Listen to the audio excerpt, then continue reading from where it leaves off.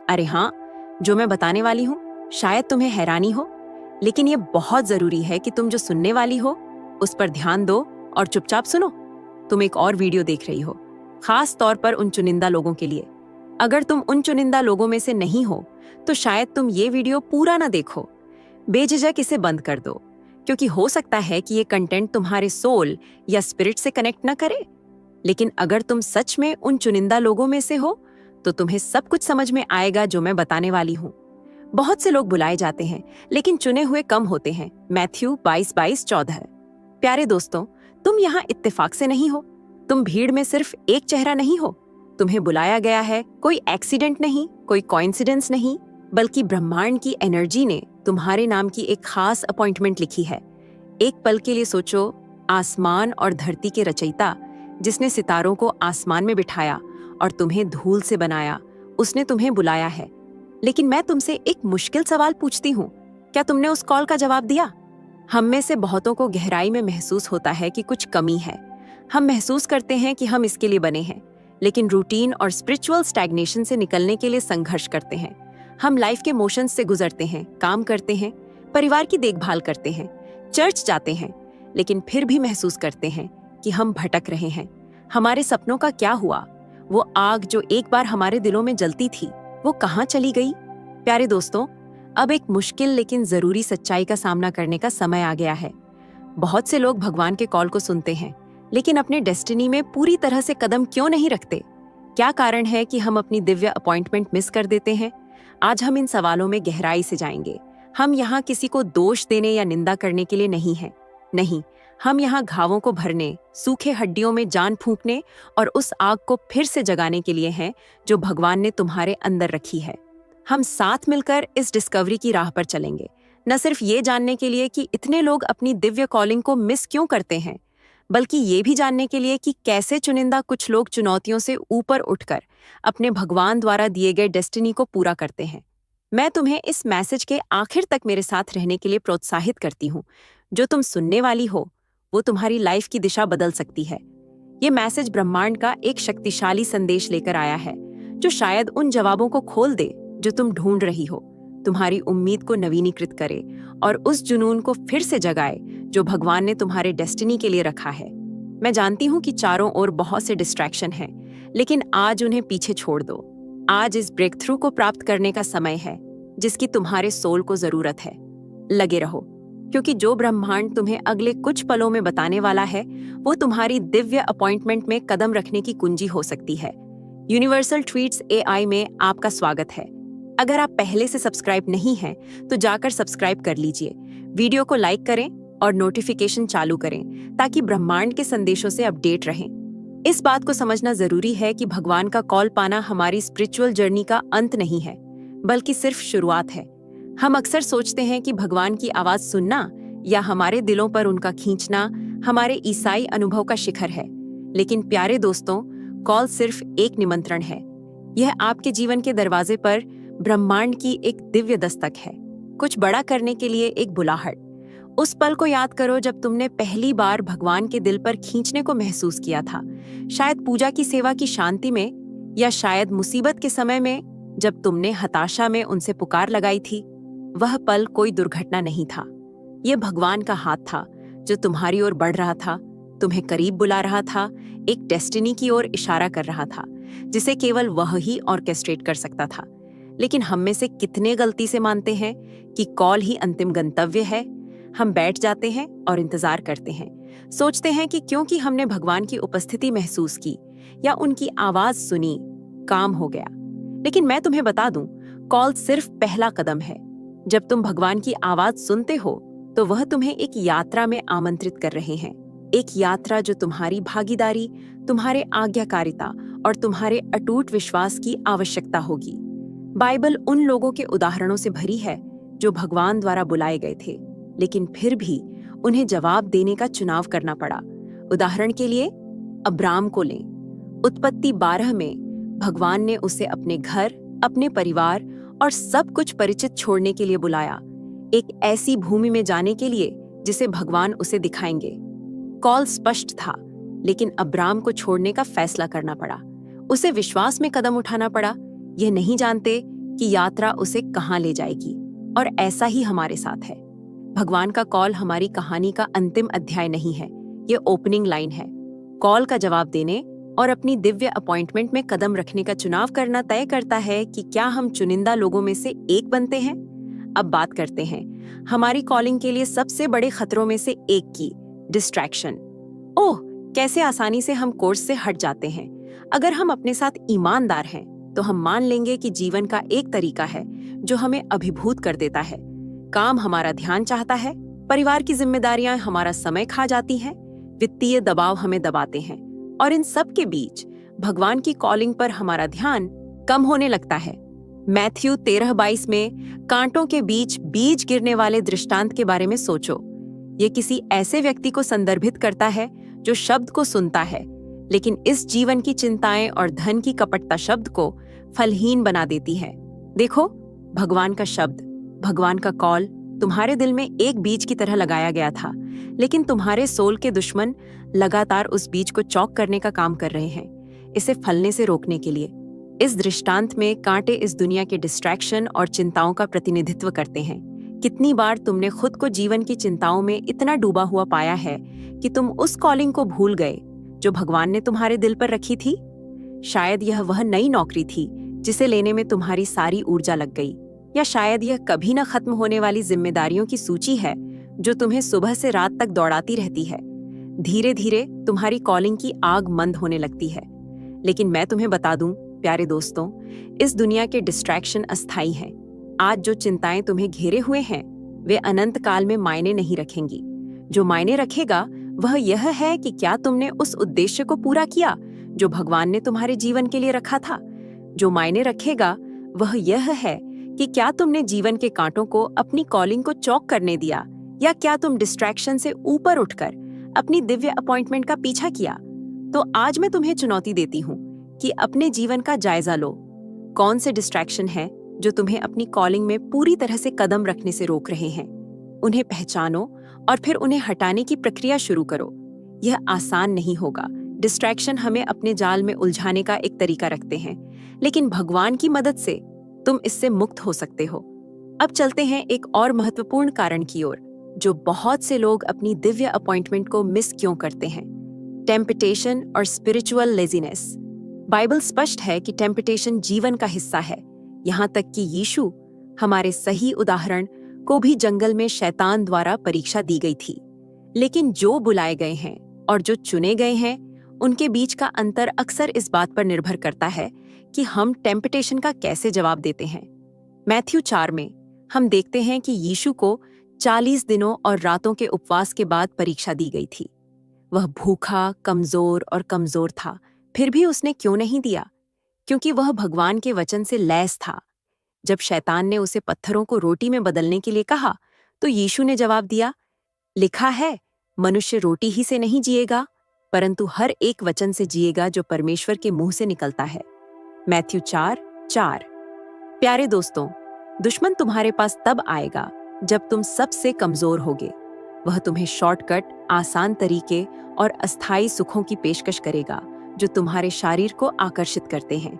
लेकिन अगर तुमने हार मान ली तो तुम अपनी दिव्य अपॉइंटमेंट को मिस करने का जोखिम उठाते हो। तुम अपनी अनंत कॉलिंग को एक क्षणिक सुख के लिए ट्रेड करने का जोखिम उठाते हो। लेकिन टेम्पटेशन ही एकमात्र चुनौती नहीं है जिसका हम सामना करते हैं। स्पिरिचुअल लेजीनेस उतना ही खतरनाक हो सकता है।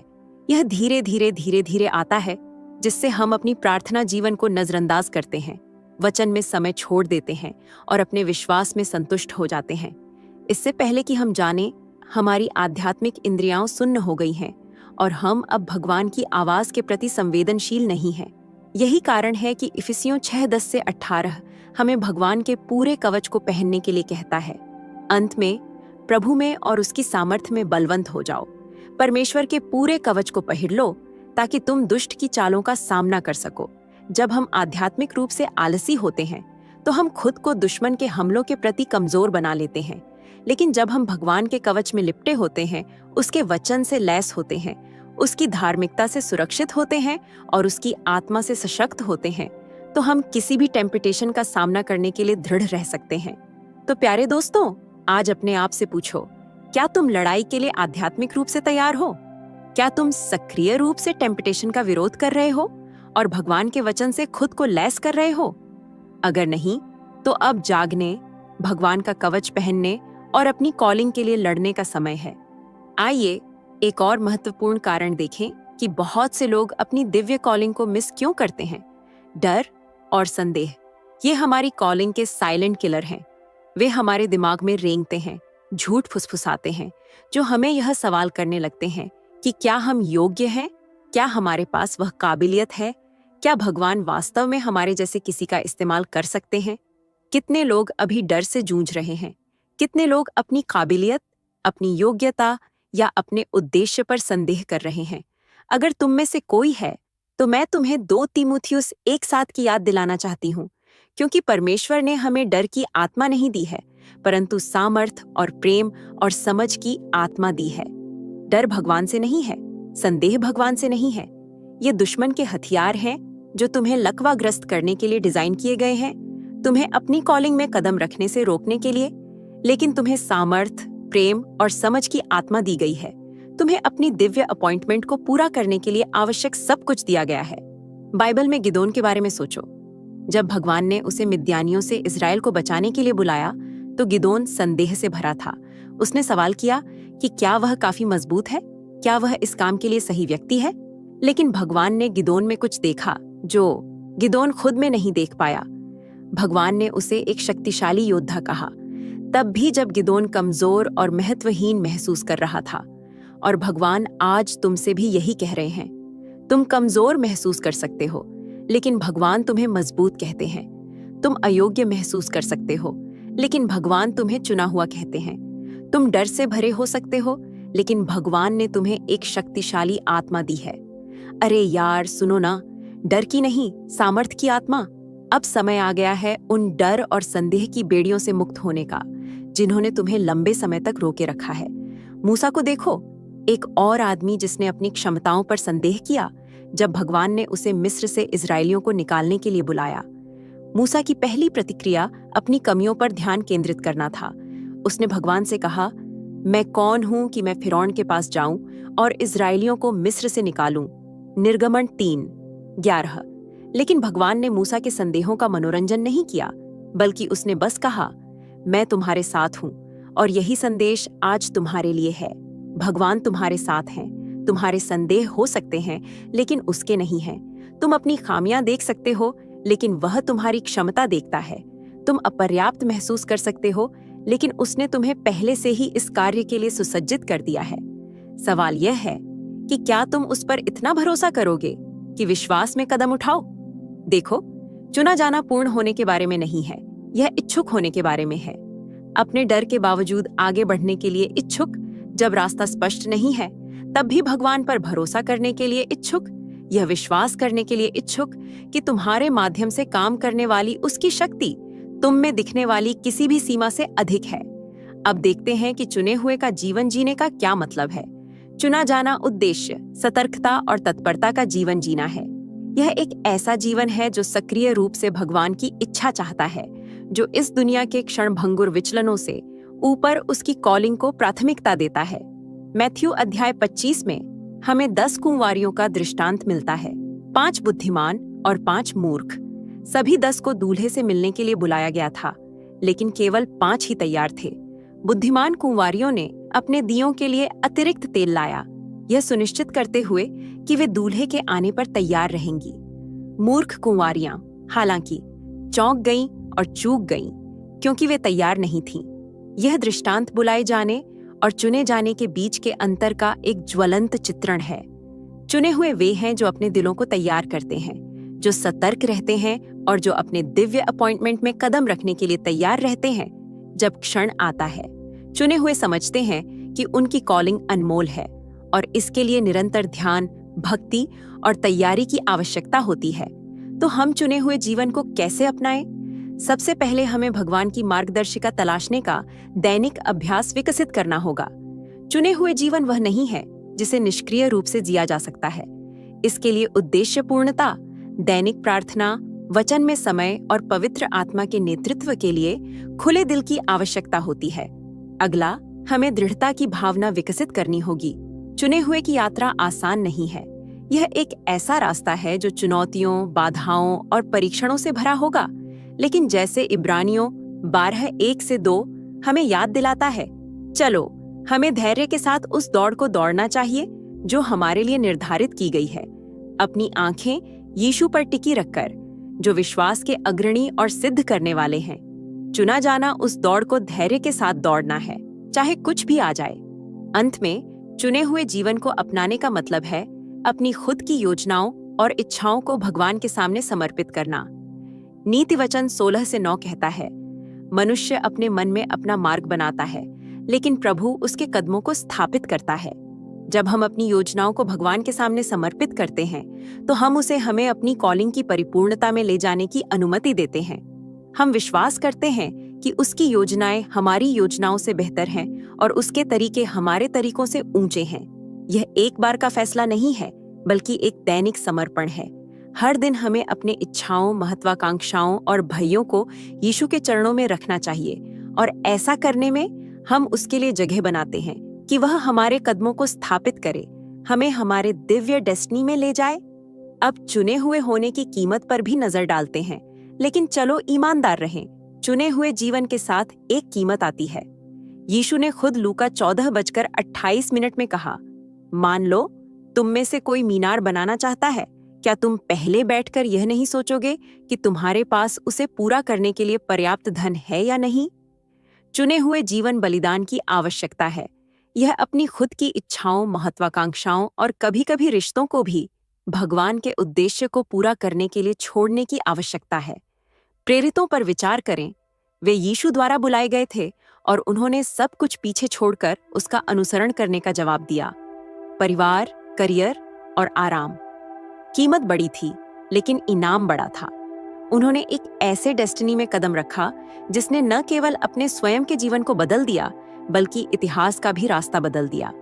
हमारे लिए भी वही सच है। चुना जाना अलग होना है, अपने आसपास की दुनिया से अलग जीवन जीना है। इसका मतलब कुछ आराम छोड़ना या सुसमाचार के लिए उत्पीड़न सहना हो सकता है। इसका मतलब उन लोगों द्वारा गलत समझा जाना या अस्वीकार किया जाना हो सकता है जो तुम्हारे सबसे करीब हैं।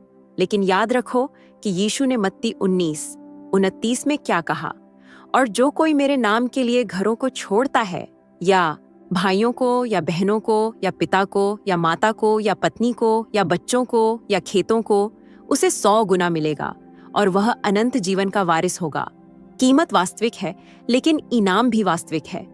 चुने हुए जीवन आराम का जीवन नहीं है, लेकिन यह उद्देश्य, पूर्ति और शाश्वत प्रभाव का जीवन है। और जब हम उस अंतिम दिन भगवान के सामने खड़े होंगे, तो हम उन शब्दों को सुनेंगे जिन्हें हम सभी सुनना चाहते हैं। अच्छा किया, अच्छे और वफादार सेवक। मत्ती 25:21। प्यारे दोस्तों, समय आ गया है। अब और इंतजार नहीं, अब और हिचकिचाहट नहीं, अब और डर में सिमटना नहीं। यह तुम्हारे दिव्य अपॉइंटमेंट में साहसपूर्वक कदम रखने का समय है। कॉलिंग पहले ही जारी कर दी गई है, दरवाजा खोला गया है और अब चुनाव तुम्हारा है। मैं चाहती हूँ कि तुम एक दौड़ की कल्पना करो। तुम शुरुआती रेखा पर खड़े हो और भगवान ही वह है जो ध्वज पकड़े हुए है, तुम्हारे सफर की शुरुआत का संकेत देने के लिए तैयार है। तुमने इस दौड़ के लिए तैयारी की है, तुमने प्रशिक्षण लिया है, तुमने अध्ययन किया है, तुमने प्रार्थना की है, लेकिन अब निर्णय का क्षण है। क्या तुम दौड़ोगे? इब्रानियों 12:1-2 कहता है, इसलिए जब हम इतने बड़े गवाहों के बादल से घिरे हुए हैं, तो चलो हम उन सभी चीजों को त्याग दें जो हमें बाधित करती हैं और उस पाप को जो इतनी आसानी से उलझाता है, और चलो हम धैर्य के साथ उस दौड़ को दौड़ें जो हमारे लिए निर्धारित की गई है, अपनी आंखें यीशु पर टिकी रखकर, जो विश्वास के अग्रणी और सिद्ध करने वाले हैं। दौड़ तुम्हारे लिए चिह्नित की गई है। भगवान पहले ही तुम्हारे लिए रास्ता तैयार कर चुके हैं, तुम्हें सफल होने के लिए आवश्यक सब कुछ से लैस कर चुके हैं। लेकिन तुम्हें दौड़ना चुनना होगा। तुम्हें उन चीजों को त्यागना चुनना होगा जो तुम्हें पीछे धकेल रही हैं। विचलन, भय, संदेह, प्रलोभन और धैर्य के साथ पुरस्कार की ओर दौड़ना होगा। और पुरस्कार क्या है? यह सांसारिक सफलता या प्रशंसा नहीं है, यह धन या मान्यता नहीं है। पुरस्कार भगवान के लिए तुम्हारे जीवन के उद्देश्य को पूरा करना है, उसे यह कहते सुनना है, अच्छा किया, अच्छे और वफादार सेवक। पुरस्कार यह जानना है कि तुमने एक शाश्वत प्रभाव डाला, तुमने अपने दिव्य अपॉइंटमेंट में कदम रखा और परमेश्वर के राज्य के लिए दुनिया को बदल दिया। निष्कर्ष, उठो चुने हुए। मैं अभी तुमसे बात कर रही हूँ। हाँ, तुमसे जो महसूस करते हैं कि तुमने अपना क्षण चूक दिया है, जो महसूस करते हैं कि जीवन तुम्हारे आगे निकल गया है। अभी भी देर नहीं हुई है।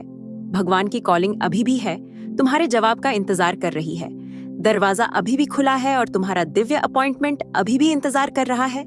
लेकिन तुम्हें आज एक निर्णय लेना होगा। क्या तुम इस दुनिया के विचलन, प्रलोभन और भयों को तुम्हें चुने हुए होने से रोकने दोगे, या तुम उठोगे, कॉल का जवाब दोगे और साहस पूर्वक अपने दिव्य डेस्टिनी में कदम दोगे?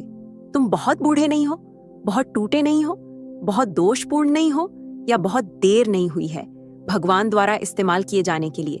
वह लंबे समय से तुम्हारा इंतजार कर रहा है, धैर्यपूर्वक तुम्हें अपने उद्देश्य में वापस बुला रहा है।